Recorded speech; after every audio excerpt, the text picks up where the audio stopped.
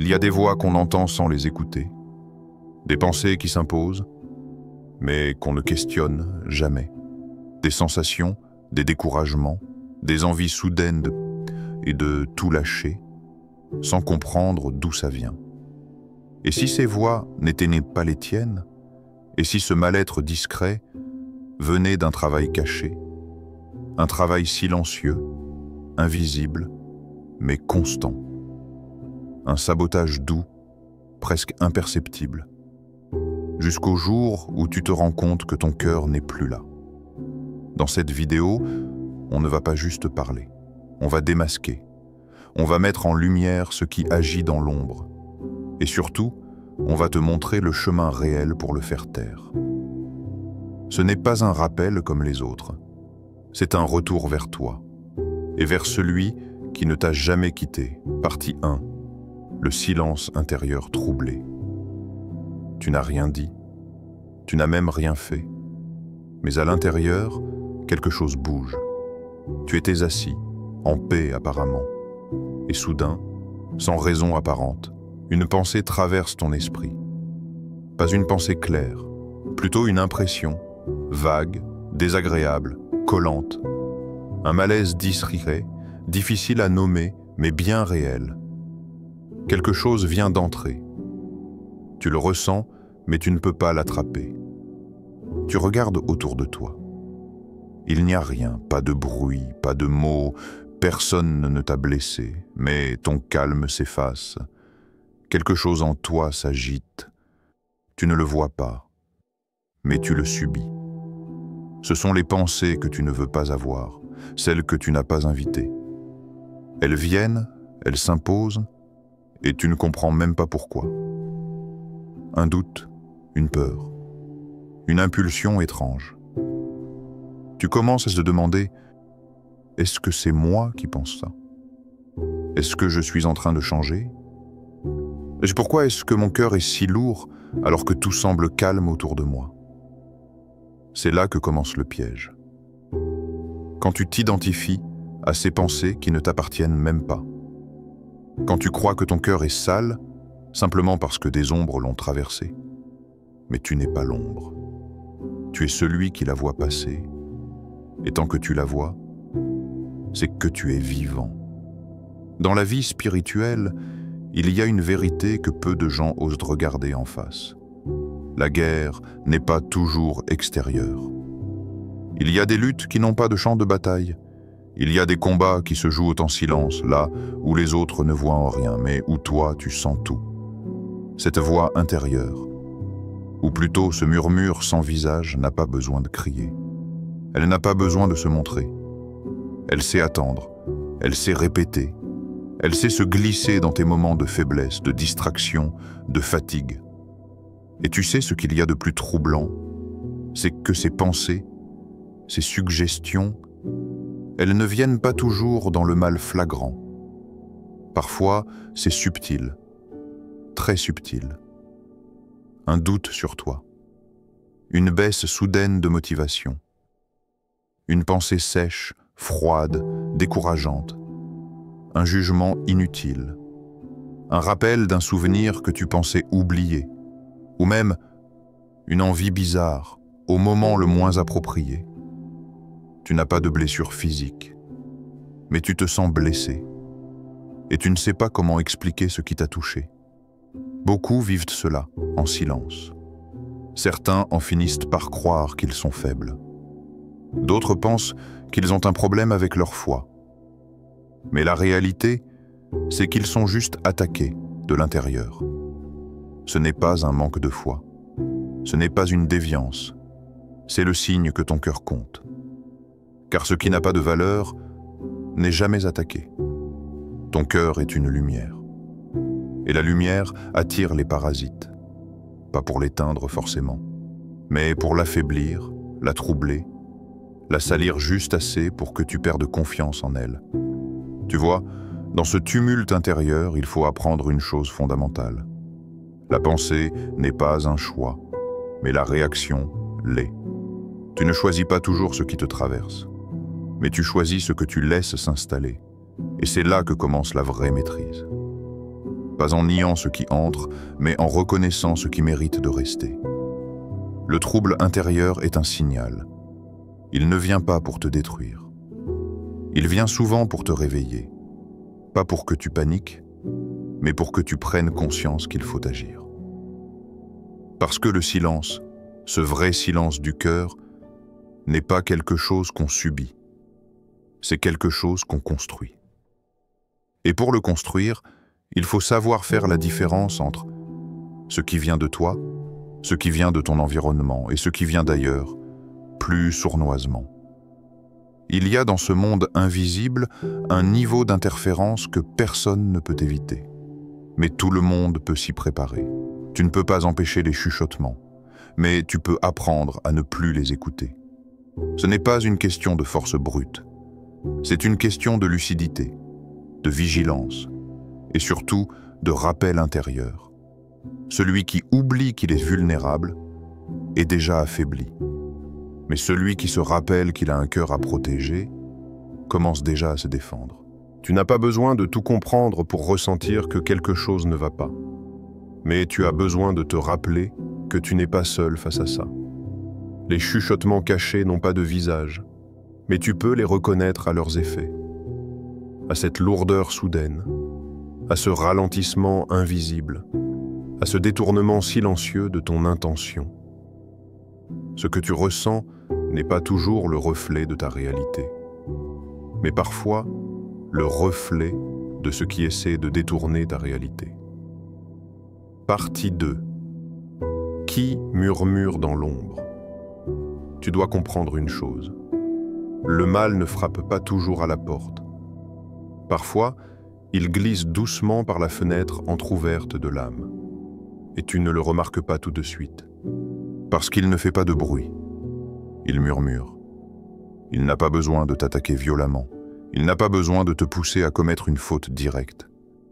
Il lui suffit de planter une pensée. Une seule. Et il attend, parce qu'il sait que si tu la laisses grandir, tu feras le travail à sa place. Mais la vraie question, c'est qui est derrière ces chuchotements? Ce ne sont pas simplement tes émotions. Ce ne sont pas juste des souvenirs. Il existe une présence réelle, mais subtile.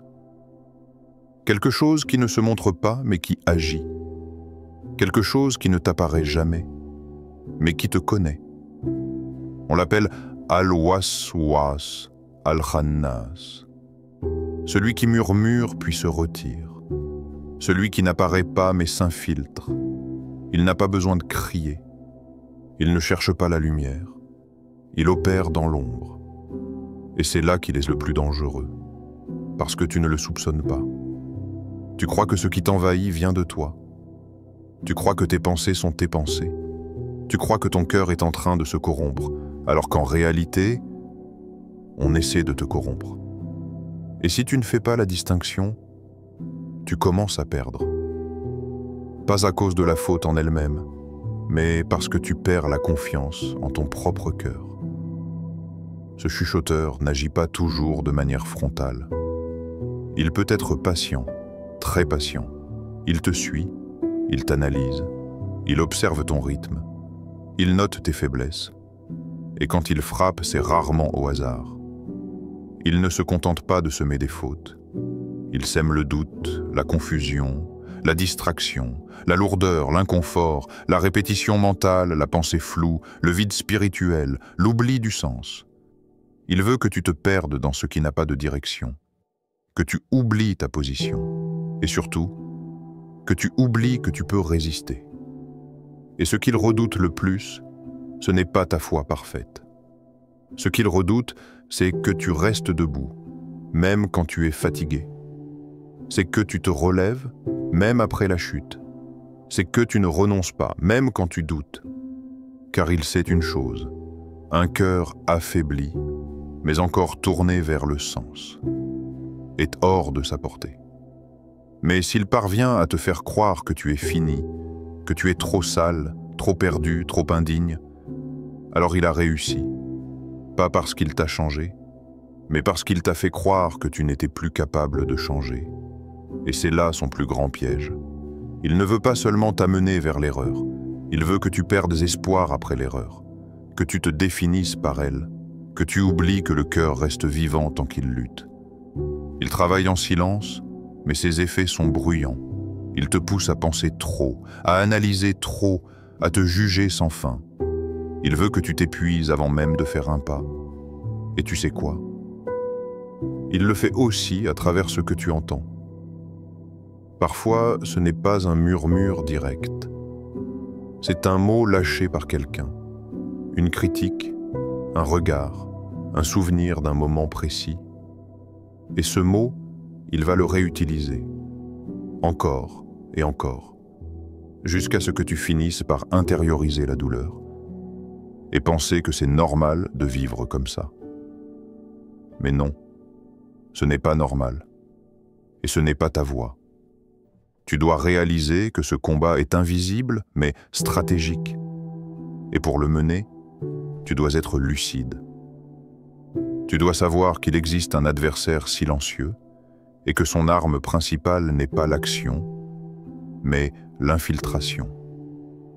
Ce qu'il cherche, ce n'est pas que tu tombes dans le mal visible, c'est que tu délaisses le bien intérieur.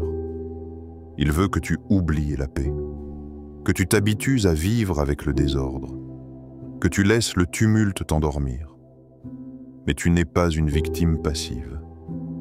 Tu peux reconnaître la signature de ce chuchoteur. Elle est souvent la même. Elle crée du bruit sans forme. Elle affaiblit sans frapper. Elle détourne sans se montrer. Et la meilleure manière de l'identifier, c'est d'écouter ce que ton cœur ressent après coup.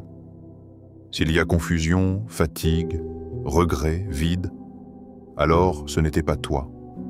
C'était une tentative, une manipulation, un brouillage. Et tu peux t'en libérer, mais pas par force, par lumière, par réveil, et surtout, par reconnexion. Parce qu'à chaque fois que tu te recentres, que tu clarifies, que tu discernes, tu reprends du terrain. Et plus tu reprends du terrain, plus la voix du chuchoteur devient faible. Il ne peut pas vivre dans un cœur éclairé. Et plus tu retrouves cette lumière, plus il recule. Partie 3. Sourate en Nas. Une protection directe du cœur. Il y a des moments où le cœur cherche un abri, pas contre des bruits extérieurs, mais contre le vacarme intérieur. Tu peux changer de pièce, tu peux éteindre ton téléphone, tu peux t'isoler des gens, t'éloigner du monde, mais tu ne peux pas fuir ce qui se passe dans ta poitrine. Ce flux constant, ces pensées qui s'accumulent, ces idées qui se bousculent, et surtout, ce sentiment qu'on essaye de te voler la paix. Dans ces instants, ce dont tu as besoin, ce n'est pas d'un conseil, ce n'est pas d'une analyse, c'est d'un refuge. Un espace spirituel où l'on ne te poursuit pas. Un lieu, non pas physique, mais intérieur, dans lequel les chuchotements n'ont pas d'accès. Et ce refuge, il existe. Il a été révélé comme une réponse directe aux attaques invisibles. Il ne te demande pas de tout comprendre. Il ne te demande pas de tout résoudre. Il te demande simplement de prononcer. Et de prononcer avec intention. Ce refuge, c'est Sourate en Nas. Elle n'est ni longue, ni complexe. Mais elle est ciblée. Elle va droit à l'essentiel. Elle n'essaie pas de tout expliquer. Elle protège. Pas avec des arguments, pas avec des raisonnements, mais avec une demande claire. Demande protection. Et ce n'est pas une demande vague. C'est une invocation adressée au plus haut, au plus proche, au plus réel. Mais ce qui fait la force de cette sourate, ce ne sont pas seulement les mots, c'est la structure. Dès le début, on t'invite à te réfugier dans l'origine même de la guidance. Tu ne t'adresses pas à une force abstraite, tu t'adresses à celui qui détient les rênes de tout. Et c'est là que quelque chose se passe dans ton cœur. Tu cesses de résister seul. Tu cesses de penser que tu dois tout gérer par toi-même. Tu te déposes. Et dans cet abandon lucide, tu commences à retrouver ta clarté. Pas parce que le mal a disparu, mais parce que tu n'es plus seul face à lui. Sourate An-Nas ne t'apprend pas à éliminer l'adversaire. Elle t'apprend à te positionner. Elle ne parle pas de peur. Elle parle de protection. Et pour qu'il y ait protection, il faut reconnaître qu'il y a quelque chose à préserver. Ce n'est pas une faiblesse d'admettre qu'on est vulnérable. C'est une preuve de conscience. Celui qui pense n'avoir besoin de personne est déjà exposé. Ce que cette sourate vient te rappeler, c'est que ton cœur vaut la peine d'être défendu. Et qu'il n'y a pas de défense plus sûre que le lien constant avec celui qui voit ce que toi-même tu ne vois pas. Et regarde bien. Ce n'est pas une protection contre tout type de mal. C'est un mal très spécifique. Le mal qui se cache. Le mal qui n'agit pas frontalement mais qui s'insinue. Ce mal-là, tu ne peux pas toujours l'identifier. Mais tu peux toujours te protéger de ses effets. Et c'est là la sagesse. Tu ne combats pas ce que tu ne vois pas. Tu te réfugies dans ce qui voit tout. Cette sourate n'est pas une répétition mécanique à ajouter dans une routine. Elle est un rappel d'urgence. Elle est un signal d'alarme, mais dans le calme. Elle vient t'éduquer, sans bruit. Elle ne te dit pas « batte-toi ». Elle te dit « cherche refuge » et fais-le avec lucidité. C'est ça l'essence de la vraie protection. Reconnaître le danger sans le nourrir. Le voir pour ce qu'il est, mais ne pas lui donner plus d'espace qu'il ne mérite. Et en récitant cette sourate, ce n'est pas seulement tes lèvres qui bougent, c'est ton cœur qui se recentre, ton esprit qui se nettoie, ton âme qui se resserre autour de l'essentiel. Tu ne cherches plus à vaincre, tu cherches à ne pas être emporté. Et à mesure que tu répètes ces versets, quelque chose se stabilise en toi. Pas de façon spectaculaire, mais de façon solide. Ce n'est pas une émotion, c'est une posture intérieure. C'est une respiration droite face aux troubles. La protection ne se mesure pas à l'absence d'attaque. Elle se mesure à la solidité intérieure malgré les attaques. Et cette sourate est là pour ça. Pas pour créer une bulle, mais pour te rendre inatteignable au plus profond. Celui qui récite avec conscience n'efface pas le mal autour de lui. Mais il rappelle à son cœur où est l'ancrage, et c'est ce que cette sourate vient poser. Un ancrage spirituel face à l'invisible. Et dans un monde où l'invisible est souvent négligé, elle t'apprend à ne pas te laisser distraire par ce que tu ne peux pas contrôler, mais à revenir là où tu as encore le pouvoir, ton lien avec le protecteur. Partie 4. Concrètement, comment se défendre au quotidien? Tu sais maintenant que ces chuchotements ne sont pas innocents. Ils sont ciblés, calculés, stratégiques, et ils n'ont qu'un objectif, t'éteindre doucement sans que tu t'en rendes compte. Mais ce n'est pas une fatalité. Tu n'es pas destiné à subir. Il existe des outils, des réflexes, des manières de se renforcer intérieurement, sans avoir à fuir la réalité. Alors posons les choses simplement. La vraie protection ne repose pas sur l'évitement. Elle repose sur la préparation. Et cette préparation se construit au quotidien, dans des gestes simples mais puissants. Ce que tu pratiques aujourd'hui deviendra ce qui te protège demain. Voici comment tu t'armes. Pas avec violence, avec clarté. 1. Maîtriser l'environnement intérieur avant l'extérieur.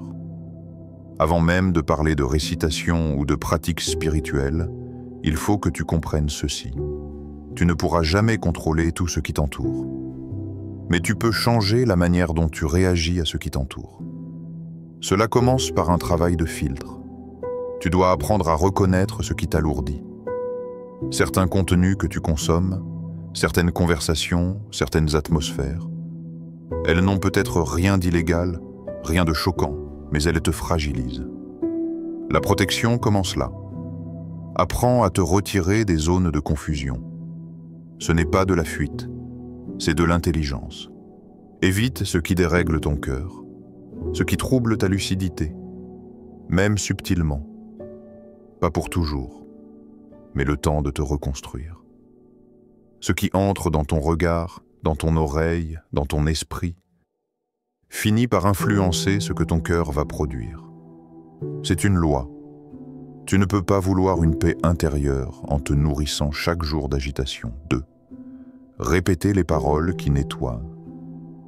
Il y a des mots qui salissent, et il y a des mots qui nettoient. Tu ne le ressens pas toujours instantanément, mais c'est réel.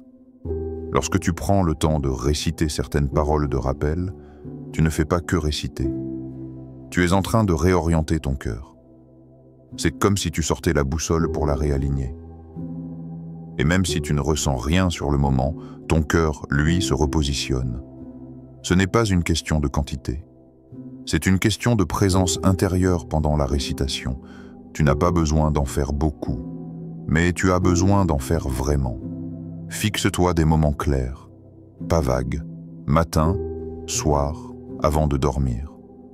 Même 3 minutes, récite avec ton cœur, même si ta voix est fatiguée. Et surtout, ne cherche pas de résultats immédiats. Tu n'es pas dans la performance. Tu es dans la construction d'une résistance invisible. 3. Identifier le moment où le cœur bascule. Un des plus grands pièges du mal subtil, c'est qu'il agit à bas bruit. Tu ne te rends pas toujours compte que tu es en train de basculer. Tu crois que tu es juste fatigué ou dans une mauvaise passe. Mais en réalité, ton cœur est en train de s'éloigner du centre. Il faut donc que tu développes une capacité d'observation intérieure. Pas pour te juger, mais pour détecter les signaux faibles. Demande-toi, qu'est-ce qui m'a fait changer d'état aujourd'hui? Est-ce que cette pensée m'élève ou m'enferme? Est-ce que ce que je ressens maintenant est aligné avec ce que je veux être? Cette auto-vigilance, tu ne l'apprends pas en un jour. Mais tu peux l'installer doucement. Et plus tu apprends à détecter le début de la chute, plus tu peux l'arrêter avant qu'elle ne devienne une habitude. 4. Ne pas confondre attaque et identité. Ce point est crucial. Trop de gens confondent ce qu'ils subissent avec ce qu'ils sont. Ils pensent que parce qu'ils ont eu une pensée étrange ou une émotion négative, cela reflète leur état spirituel. Mais ce n'est pas le cas. Il y a ce que tu ressens et il y a ce que tu veux réellement nourrir. Tu peux être traversé par des pensées qui ne te ressemblent pas. Cela ne fait pas de toi quelqu'un de mauvais. Cela fait de toi quelqu'un qui est vivant dans un monde d'épreuves. Tu dois apprendre à faire la différence entre la voix intérieure qui cherche le sens et celle qui te pousse vers le doute, la peur, l'effacement. La première est ton âme. La seconde est une interférence. 5. Te rappeler pour qui tu tiens debout. Enfin, il faut toujours revenir à l'essentiel. Tu ne te bats pas pour une image. Tu ne tiens pas pour prouver quoi que ce soit. Tu tiens parce que ton lien avec le divin vaut d'être protégé. Et chaque effort, chaque réaction, chaque moment où tu refuses de te laisser voler ton calme, c'est une victoire silencieuse.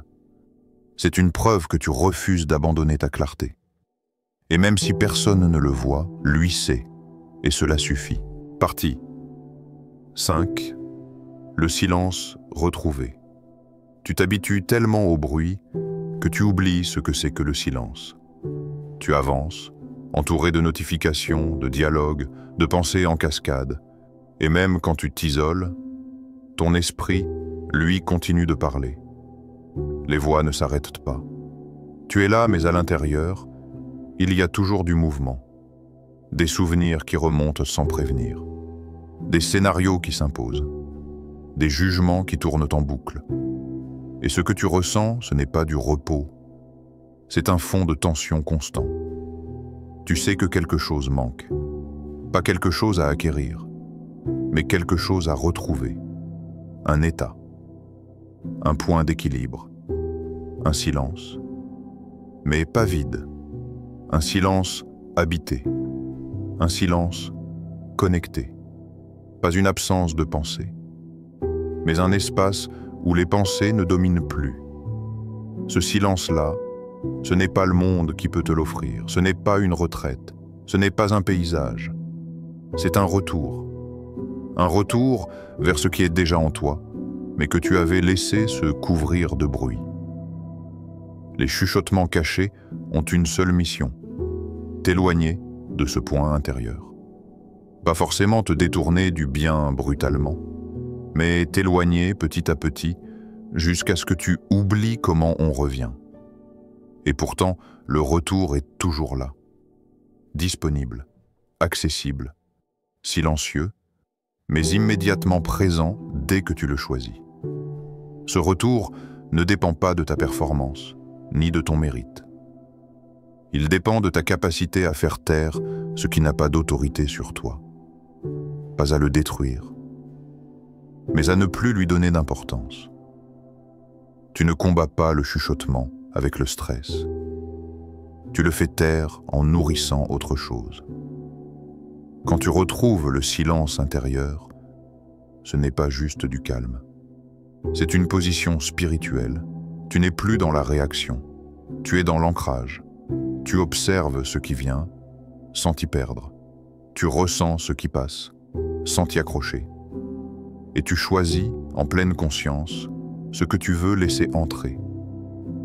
C'est là que tu comprends la force réelle du silence. Pas celui qui fuit le monde, mais celui qui existe au milieu du monde et qui reste intact. Ce silence, c'est une lumière douce. Elle ne crie pas, elle ne cherche pas à s'imposer. Mais quand elle est présente, elle rend le reste inutile. Tu n'as plus besoin de prouver, tu n'as plus besoin de compenser, tu n'as plus besoin de courir après des explications. Tu as reconnu ce qui compte, et cela te suffit. Le plus grand secret, c'est que ce silence, il ne dépend d'aucune circonstance. Il peut exister même au cœur du chaos, parce qu'il ne vient pas de l'extérieur. Il vient de cette capacité que tu retrouves à te connecter au réel sans filtre, à rester dans le présent sans rejouer le passé, sans anticiper le futur, sans chercher à tout décoder, juste être là, conscient, présent, ancré.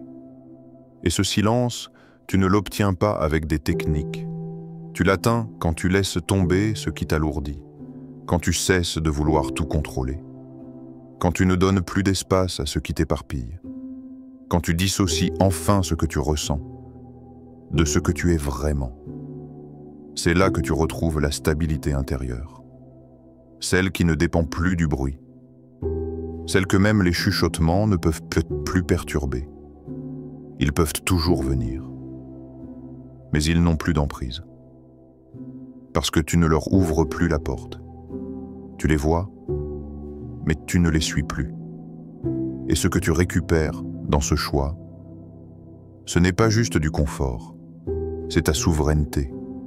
Tu redeviens gardien de ton cœur, pas pour le protéger du monde, mais pour l'ancrer dans ce qui dépasse le monde. Ce silence n'est pas une fin, c'est un commencement, une base, une respiration retrouvée, un terrain fertile pour que le sens revienne. Et c'est dans ce terrain-là que les paroles justes prennent racine, que les intentions deviennent solides, que les invocations retrouvent en leur poids, que la foi cesse d'être une idée et redevient un état. Ce n'est pas une victoire visible, mais c'est une transformation profonde, une sortie du piège invisible, une libération, une reprise en main, un réveil. Pas bruyant, mais total. Tu sais maintenant que ce combat intérieur n'est pas une faiblesse. C'est une preuve que ton cœur est encore vivant. Les voix cachées, les pensées intrusives, les silences pesants, tout cela ne définit pas qui tu es. Ce qui te définit, c'est ta manière de répondre. Ta manière de rester lucide quand tout appelle à l'oubli. Et la sourate qui fait taire les chuchotements, ce n'est pas juste un texte que tu lis. C'est un rappel d'alignement. Un retour vers le calme originel que rien ne peut acheter. Ne laisse pas cette vidéo être juste un contenu de plus. Fais-en un point de bascule. reviens-y si nécessaire. Partage-la à celui ou celle qui a besoin de retrouver ce silence-là. Et surtout, garde à l'esprit. Ce n'est pas ta fatigue qui te définit, c'est ce que tu refuses d'abandonner. Ici, sur Al-Huda, chaque vidéo est un appel à te reconnecter à ce qui t'élève.